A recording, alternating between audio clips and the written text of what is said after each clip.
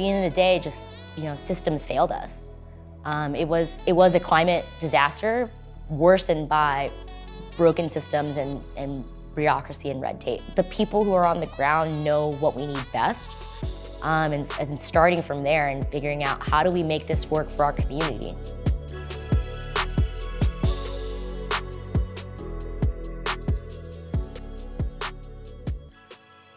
We're starting to see more conversations in the arts and culture sectors of the town, talking more about climate change, talking about the need for climate action, and really not waiting for someone to come in and save the day, but waiting for someone to come in and be a partner and provide resources for us to actually thrive, not just survive. I want for New Orleans to be a place where climate action doesn't mean survival, that it can mean opportunity for everyone. There's plenty of work to be done. We have a crumbling infrastructure, and we need to think about how we rebuild, but also who are we rebuilding with?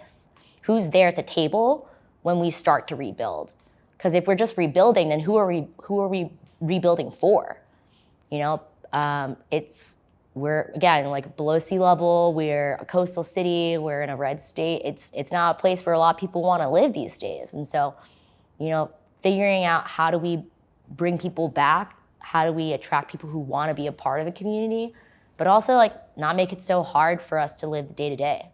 It's really important to share these traditions and these cultures that we got from our grandparents and our aunties, because the youth here, they grew up somewhere else, or they're growing up here now, and there's this big rift because maybe their parents were away for 10 or 15 years, and so much changed that they never really experienced the real culture of the city. And so that's why they're on TV faking their accents on TikTok, they're trying to feel more, you know what I'm saying, at home. They're trying to feel something that they've never had really experienced because of Katrina and gentrification and just everything all at one time. The resilience is with the people. The Cajun Navy is who saved everybody. It wasn't the Army. It was the people with the boats in Louisiana coming up here taking people out of houses. The resilience is with the people. That's there. The culture and the spirit of the people is there. We need one another. That's the biggest thing. And I encourage kids to find a belief, find something inside themselves to believe in, then use that. Let that be enough.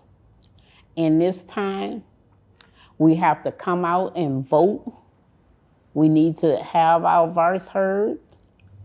We need to maintain our own family and our own units, first of all. You can't take care of somebody else if you're not taking care of yourself. So first of all, we gotta heal the family. And they're gonna do everything they can and have been since the beginning of time, tear a family apart. That's just the way the world system is. It's not a state system or a me system or you system, it's a world system. And then we have to heal our government, not their government. We have to know that there's a difference, that the people who we put in office, that's our government. Be careful about who we're putting in office. We need somebody who knows us, who know New Orleans, who grew up here, who know the issues here, who want to fight for those issues. I'm pretty sure 20 years from now, I'll have kids or a kid, and I'm going to want them to view where I grew up as a place of warmth. So 20 years from now, I would like to see my city as how I viewed it before Hurricane Katrina. People want to be left alone. People don't want to commit acts of violence. People don't want to have to go get it back. People just want to be left alone and to live.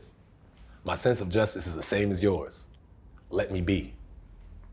As we meet at the levees every year, march through New Orleans to Huntersfield, and fellowship with each other, We affirm that community is infrastructure and joy is our superpower. We confirm that climate justice is racial justice. We don't separate environmental health from mental health or from economic prosperity. It is in our blood to turn our grief into a global movement. As I reflect on the storm, how it affected me, and where we go from here, it begs the question, what will the next 20 years look like? The answer depends on what we do now. Will we invest in climate infrastructure? Will we center the voices of Black, Brown, Indigenous, and frontline communities in decision making?